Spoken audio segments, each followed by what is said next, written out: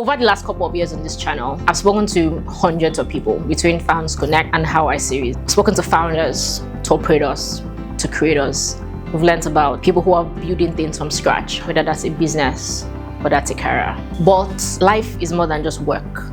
Life is also about life. And for a lot of us who are watching this channel, many of us are sitting in between worlds. Those of us who want to jackpot and those of us who have jackpot. And so in the spirit of trying new things and exploring all the different facets of life, this is a new series called Home and Away. Home and Away is exploring that intersection between leaving home and building a new home, but also being connected to your original home. What does it take to find new community, to create your community? What does money look like as an immigrant? What does hustling look like? What does it actually mean when you have to get a different kind of job, sometimes an odd job compared to what you had in Nigeria before just because you just moved abroad? Money myths that we've learned and inhabited as kids that get into new countries actually teach us. What does identity look like? How does travel shape who you are and how you dream and kind of ambition that you begin to get? What kind of opportunities are out there? On Home and Away, it's an opportunity to explore all these facets of being at home in a new country, but also away from home. I hope that it's relatable to everybody who has moved countries over the last couple of years, whether that's moving to the UK or moving to the US or moving to Canada or Nairobi or anywhere. But I also hope that it's relatable and maybe in some ways aspirational for anyone who wants to leave or just have a glimpse of what the struggle and reality and excitement of being home but away from home and what that looks like. This first installment of this series is 10 episodes long and we'll talk about different things, and it is graciously sponsored by Remitly because they care about life across borders. I hope you stay with me. It's going to be a journey, it's going to be fun, and let me know what your feedback is. Let me know what you think about it. Let me know if it's relatable. Let me know if you might want a season 2. So I'll see you in the videos. Peace. Hey guys, welcome to the first episode of Home and Away. This is a new series where I sit with some of my friends and we'll talk about what it means to leave home, to begin again, to build from scratch. This episode is sponsored by Remitly. On this episode, I'm speaking with Damini Williams, an e-commerce entrepreneur, and Sodiq Odusile, who is a freelancer, photographer, videographer, many things in between. And we're going to talk about what it means to hustle abroad, what it means to leave your home country, come to the UK, start from scratch, even in jobs that you might not have thought you would do before, and just build your way up. We talk about the teaching process, we talk about opportunities, possibilities, and just what hustling actually looks like, and how you can create an amazing career or business for yourself by just never giving up. So I hope you stay and enjoy this episode. I came in 2022 and my first job then, because I didn't land in one of the big cities. I was in Wolverhampton for a bit, moved to Leicester, but uni was in Leicester. So there weren't many jobs to do in Leicester then. Like you had to go for the lowest hanging fruit rather. And then I just went, it was a warehouse job. I did it because I needed to do something. I came with enough, 3 months rent when I came to this country. I wasn't working for 2 months. But then my housemates were always going to work and I felt like, am I being useless with my time? So I just okay, sign me up to where you work. It was a warehouse, it was flowers. So you know how seasonal flowers, when you go to the shop, Waitrose, Tesco, those flowers you see in pots there, that's what we're doing, packing for different supermarkets. Interesting. 12 hours on your feet. Not as interesting. It's not interesting. I mean, the money was good then because I was getting paid to go on breaks. So it was maybe we're getting £140 per day. So it was good money. And you're working 5 days a week? No. I was you can't work 5 days. You can't, because you have 20 hours limit. So working maybe once or twice in a week at most. So that was the first job I had. I mean, what was your first job? It's CEO of a company. To be fair, when I left Nigeria, I already had a business that was running. So unlike him, even though I still had the business, I needed to work. I needed to make pounds. And I landed on, I think, the 22nd of February. Similar setup. I landed in Milton Keynes, London, Milton Keynes, and then back to Leicester. And we got the job. The job he's talking about, we started it together. We started it together. And, funny thing is, yes, we made a lot of money. Because you calculate it back to Naira. Well, a lot of money in a month is how much? That's a good question. As a student, right, anything above 1.5 is a lot, right? Is a lot as a student. Maybe now it's a bit different, but The one thing I remember about that job is I don't know what part of the warehouse he did. So because of my size, whenever people used to see me, you could see they were happy. Biggie! Biggie, come! They put you So somewhere. I'm either stacking or carrying pallets or something weird. But the first day I did it, I was the one that was putting my hands in the water, packing the flowers, and then removing the tweeds and all that. And the water was so cold. So you go on your break and you just spend your whole break just like, like obviously drinking coffee or Monster, but at the same time just doing this. It was crazy, but I think what made it appealing then was that in 2022, minimum wage was £10 something. We're being paid like £10.45. we're being paid almost £13. yeah. Oh, so you felt like yeah, it was sweet. It was a lot of money towards them because I mean, And we're they students. pay you weekly. That's another thing. So if you work this you don't week, sound like you enjoyed the money. No, so to be fair, fresh it in was the like, system. yeah, and then it was the whole experience was very like NYSC led, in the sense where we're just doing it now. Once we balance, we're good to go. When it balanced, then happened. So I won't use the word balance because I'm still not there yet. But when things started getting better was after I graduated. So because I could work full time now, unlike when I had to wait for holidays, Christmas, Easter, or school breaks, I could just work full time. But now I could work full time, I could earn more, and that gave me some sort of relief. There was the ability to earn more and put in more hours. That was like, Yes, okay, yeah. Yes. You don't kind of like, no. It's because he was buying a Lamborghini or something weird like that. Because for me, it was more, I think because of the kind of jobs we had to do when we first got in, I understood very, very quickly that you needed UK specific experience, right? So I made sure I found a way to get myself into that work environment and get legit UK experience. And the same 20 working hours, things like that. But once I got that first job, I knew that, okay, no, this is the first step to that balance. Once I graduated, I had something waiting for me already because of that same UK work experience. How many jobs or sources of income do you both have right now? The way you're laughing is like, it's too many to count. This is a dangerous question. I'm not asking how much. I'm just like, how many Very streams of dangerous income? question. I would say 3. I will group photo and video as one because I edit videos, like narratives. I edit videos, take photos, shoot videos also. So I count that as one. Then I have 2 jobs also. So 2 3. separate jobs. One is not as frequent. One I just do it when I need like extra cash. How many do you have? I'll probably say around like 4, 5. Yeah, around 4, 5. What systems or structures do you have or have you created to be able to manage these streams of income? And I ask because I guess some of them are passive like investments, but there's some of them that actively require you. It requires your time, it requires your energy, it requires payments from here, payments from there, and currency. Like how do you stay alive while making so much money? I think the main one for me is one I'm still battling, right? Is YouTube payments, right? So before I left Nigeria, I already created a domiciliary account for a registered business. That was the idea. So everything should go through that account. But for some funny reason, when you set up your YouTube channel as yourself, you can't use a business, AdSense or something like that to collect that payment. You can, but you then have to be in Nigeria to show proof of. And I'm like, nah, this is long. So I went back to my bank that I've been using since I was in university. Guys, help me out here. And they said, oh, who are you? I'm like, wow, really? Long story short, I have to open a domiciliary account with the bank, and it was just long. I'm still trying to open it right now, and it's not working. But that's the one issue I have. The other ones are pretty straightforward. What are the differences between hustling in Nigeria versus hustling in the UK? And what has hustling in the UK taught you specifically about yourself? Damini, you go first this time. Hustling in Nigeria, and I'm going to try and be as transparent as I can be, there is almost a ceiling you can't knock, right? You can't knock it without some form of nepotism or I know somebody, right? Hustling in the UK is a thing of value.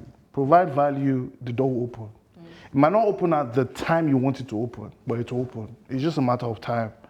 So that's the first thing that I've come to understand. Naturally, I find myself in this environment where it's fair game for the person that works the hardest.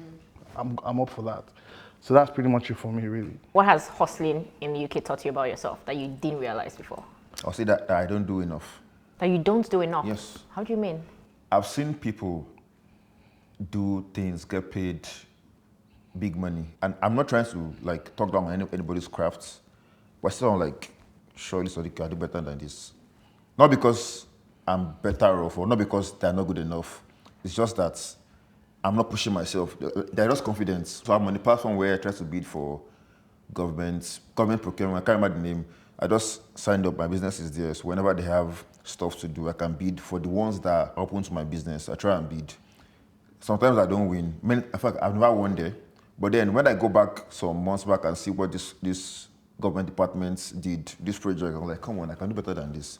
So I would say I'm not doing enough in the sense that I'm not spreading my seeds. Yeah, like no, that's what it is. Because again, like I said, is by your stuff. What you show them, you could literally be walking down or walk into a pub or walk into a corner shop, talking to somebody, and you find out the person has this, and you just sell yourself to the person, and it's business. Yeah. In Nigeria, Nigeria, at some places you meet some people. Let's put it like that. Like you randomly just go to the kiosk down your street and meet someone that will pay you 3,000 to do something for them, like £3,000. I mean, to do something for them. Like so, the opportunities are plenty. They're boundless. I know you might say it's similar in Nigeria, but here is. I mean like it's actually more possible to meet someone that will give you your big break just by walking down the street and talking to them. Yeah. So the opportunity is just boundless again, like I said. First job you ever had in life? In life? Yeah, not just at work. Social media manager for a US company. That's a flex. Mine was NYC. I mean, I had always been a photographer from uni, but I never actually had a proper job. I worked as an admin assistant in an airline. Cabin crew services. So I was in charge of making sure every pilot or air hostess had their trainings. That sounds fun. Yeah. Yeah, it was. I had a really good boss. So yes. By the way, they were paying me 25K a month, so it wasn't a flex. That was a long time ago. That was a long time ago. Still, it was not how many years ago? Still, that's haba. Yeah. So it was more of it was a Nigerian who had moved to the US and was building an agency. I was looking for Nigerian talent. Don't worry, I understand. Mine was to run a business. I started my first business when I was probably 14.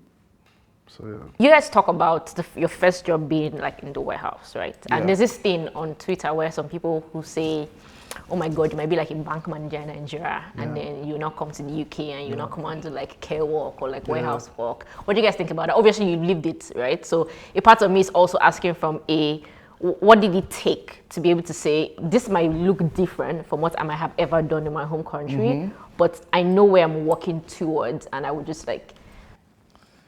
So for me, that's a real life story. I remember there was a particular guy on the line I was on, and the guy was working for, I don't know if it was a tech company or an oil company, but I know it was a big shot, and I've seen him on the news before. So as he was there, I was just doing my thing, gave him a side eye. His face looks familiar, but hey. And he was like, oh, how you doing? I was like, I'm doing well. How am I navigating the cold hands? I was like, you just put your hands off a bit, do like this, then put it back in. I was giving him some tips. And he started to tell me about the whole thing, how his wife was the one doing the masters, all those amazing things. And just like I said earlier, it's just for some time. You need to integrate into the system. And to integrate into that system, there's that teething process. And once you go through that teething process, you're good to go. But you have to go through that teething process. That's number one. Number two, I remember it was I think it was a warehouse in Chesterfield or something like that. And so the way we work is we would leave at 4 a.m. and then get to the warehouse at 7 a.m., right? And people that lived local, they used to drive to the warehouse to work. So you see a lot of these young English boys driving to the warehouse. And I don't know if you remember this, but there was a chap that had a BMW M3. The boy came in, the boy was looking sharp. And he was with us. So in my mind, I'm like, if he's doing this, come on. And then there were a lot of other people. There were a lot of like, I also worked on a line where there were a lot of Polish people. Again, like I said, Biggie, once they see me, they just throw me all over the place. So I worked on a line where there were a lot of Polish people. And you just get that vibe where there's dignity in hard labor. You can't shame the next person for working hard. You can't. You shouldn't. Yeah. So, and it's just a teething process. You do it for long enough and then you move on. You know, that kind of thing. Clock it. So you But go that's it for me. I think for me, doing that kind of work just made me understand why society works. Because there are people that need to do certain things for you to have certain things, for society to move forward. I give an example of how those flowers end up in Waitrose, shops, Waitrose, Tesco's. Like, it's because we were there doing it. That's why your husband can buy you a flower to show he's romantic. Yeah, It's why you can I feel like I'm going to look at flowers differently. I mean, we all look at flowers differently now. exactly, like I understand things better because of kind of work I started with. Like, I now see certain things. You're rich, you have a nice house. The reason why your house is not pest infested or has lots of rats is because there's someone that wakes up at 5 in the morning to carry your garbage. There's someone that does it. So that kind of job made me understand why society and why systems work. Like, systems are necessary. So I saw it as me just doing my parts or doing my bits to make sure the system keeps running, goes forward. I earn money that I needed, system goes forward. I'm comfortable, I can then think of the next thing to do. I don't want to do this for a long time. So it just made me appreciate, like I said, dignity in labor. Yep. Like, I see people differently now. You said someone was driving a BMW. Yes, like, you're earning good money. Quite all right, you might not have as much responsibilities, but you're earning good money. You treat yourself. One word that captures your hustle, right? Relentless. E-commerce. I'll say yearning. Yearning. Wow. Guy, you become very philosophical, man. So what are you yearning for? So a couple of things. Expand my business. Do the kind of work I want to be known for. And obviously, stable income. With someone abroad who's inspired how you hustle? Mine will be lots of people on Founders Connect because Aww. I listen to their stories and I realize they've done a lot. Like I said before, like, I'm not doing enough. I feel like I could do more. Yeah, so you like talk. So people always, those people inspire me because I've seen the trajectory of their story and I'm looking at mine now. Like, even though I'm not trying to weigh mine against them, I just see that I could do a lot more, basically. I think for me, it's people that have been able to hack building a very big business in Nigeria. What do you think people misunderstand or don't really get about hustling and making it big abroad or in the UK specifically? The difference of as you build, and hopefully Nigeria will get there, but as you build a credit history and you build a credit file for yourself, there are so many opportunities that open for you. So you can get a nice house, you can get that Mercedes-Benz, you don't have to drop the full cash for it, right? You can even lease it. You don't need to buy it, you can lease it. And you might see somebody right now watching this part saying things like, hey, but it's not your own if you lease it. Who cares? Yeah. Who cares? At the end of the day, I'm the one driving it, not you, right? So it's just part of those opportunities that I spoke about earlier. He spoke about it as well. There's so much opportunity.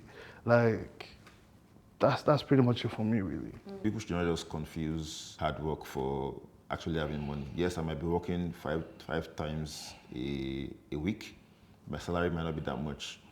And someone that probably doesn't work as hard. Reminding me of that, I think it's a meme that says, God, give me the money that people think that I have. Yeah, true. Exactly. Because you see certain people which have with certain requests, and I wonder, like, how? As how? Like, What about like, me? you don't like, I have that kind of money to give you. And I was the one asking for a 6K loan. I'm like, that's light work for you, though. I mean, Damini is one of those people. the only reason I didn't lose my temper was because I've known this person for a long time. I just kept short. Like, sorry, I said, sorry, I don't have that kind of money. Because why would you say, I mean, again, like I said, it just boils down to, oh, you're in the UK, you're working hard, you must have money. Yeah, but it's like everywhere else. You work hard, you make some money, you have to like do the right stuff. The two things I really like about what you guys said, and it's from both of you, that thing about like the teething process, I think is so important. Like, yeah, it's something I remember because I think many a times, and this applies to different facets of life, right? Just knowing when something is just a stepping stone or when something is just a phase, it's really important for you to be able to give it your all. And I think that's what people don't really get about, okay, yes, I moved to the UK or I'm doing school right now even if I don't want to, but I'm heading somewhere. And if you look at a lot of people's lives or your lives, you can easily see that that was just day one. Look at what I'm doing now, right? Far back. And in what you said around like doing a system that works, what I was hearing was, this might have looked different or you might have felt different doing it in another system that doesn't work, because then the same job can feel very different because of the systems around it, on infrastructure, or even the amounts that is attributed to it. But when you do something in a different economy, it feels more dignified because you can see the results and the fruits, and you can see that I can build my life on this thing, because that's what people don't get, right? You do a certain kind of job in Nigeria, you can't really build a life on it. You do that same kind of job in a different system, you can build a life and start your journey from it. So I think it was very powerful. Thank you guys for sharing that. Thank you so much for staying to the end. I hope you really enjoyed this episode. I hope there was something in here that you could learn from, or that felt relatable, that felt like a representation of your journey, or maybe even your dream. And I hope it's something that you can sit with. Please like, please comment, but most importantly, make sure you subscribe to this YouTube channel. I'll see you on another video. Peace.